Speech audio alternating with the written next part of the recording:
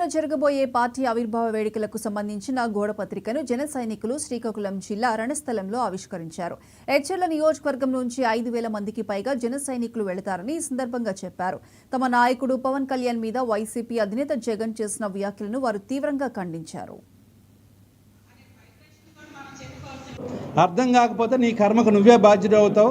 కాబట్టి ఇవన్నింటినీ దృష్టిలో పెట్టుకొని ఇప్పుడు ఎన్డీఏ ప్రభుత్వంలో జరుగుతున్నటువంటి అభివృద్ధికి అవకాశం ఉంటే మీరు సహకరించండి, లేదా మంచి సలహాలు ఏమైనా ఉంటే ఇవ్వండి. దాంతో అభివృద్ధిని చూసి ఆనందపడండి. అంతే తప్ప ఇలాంటి లేనిపోని మాటలు మాట్లాడితే చూస్తూ ఊరుకోదు. జనసేన పార్టీ అని చెప్పి జిల్లా జనసేన పార్టీ ఉపాధ్యక్షుడిగా మిమ్మల్ని హెచ్చరించడం జరుగుతుంది. ఇప్పుడు మరి ఈ కార్యక్రమంలో ఎవరెవరైతే ఇంకా కొంతమంది ప్రారంభం అయింది, చేసిన పాపం ఊరకే పోదని చెప్పి చేసిన పాపాన్ని ప్రతి ఒక్కరూ అనుభవించాల్సినటువంటి పరిస్థితి వచ్చింది.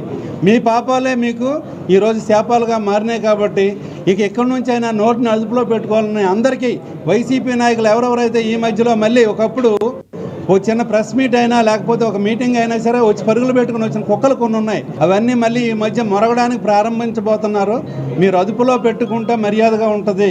అదుపు దాటితే మాత్రం మా నాయకుడు అడ్డినా సరే జైలుకి ఎక్కువ బెయిల్కి తక్కువ, బెయిల్కి ఎక్కువ జైలుకి తక్కువ. నువ్వు ఉండేది బెయిల్ మీద ఉంటావు, జైల్లో ఆల్రెడీ ఉండొచ్చావు, రేపు ఎప్పుడో జైలుకి వెళ్తావు నీకు తెలియదు. ఎక్కువ మాట్లాడితే జైలుకి పంపిస్తారనే భయం కూడా నీకు ఉంది. వాడుకున్నావు, చెల్లిని వాడుకున్నావు, తల్లిని వాడుకున్నావు. వాళ్ళని నువ్వు జైల్లో ఉన్నప్పుడు నీ కోసం పాదయాత్ర చేసి వాళ్ళంతా కష్టపడితే సొంత చెల్లిని తల్లినే చూడలేదు నువ్వు. నీకు అధికారం ఎందుకని ప్రజలు నేను పక్కన పడేశారు. అయినా నీకు బుద్ధి రాలేదు. ఎక్కడో ఎంత 151 సీట్ల నుంచి 11 సీట్లకి నువ్వు పడిపోయావు అంటే నువ్వు ప్రజలు నీకు ఇచ్చిన తీర్పు ఏంటనేది నువ్వు ఒకసారి ఆలోచించుకోవాలి. ప్రతిపక్ష హోదా అనేది నువ్వు కోరుకుంటే రాదు, నువ్వు ప్రజలు ఇచ్చిన తీర్పుతో నీకు వస్తుంది ప్రతిపక్ష హోదా అని. 11 సీట్లతో నీకు ప్రతిపక్ష హోదా కావాలనుకోండి ఎలా 40% ఓటింగ్ ఉండొచ్చు.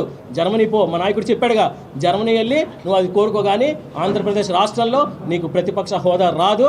మరొకసారి నీకు తెలియజేస్తుంది ఏంటంటే నోరు అదుపులో పెట్టుకుని మాట్లాడుతుందిగా జనసేన పార్టీ జన సైనికులను హెచ్చరిస్తున్నావు.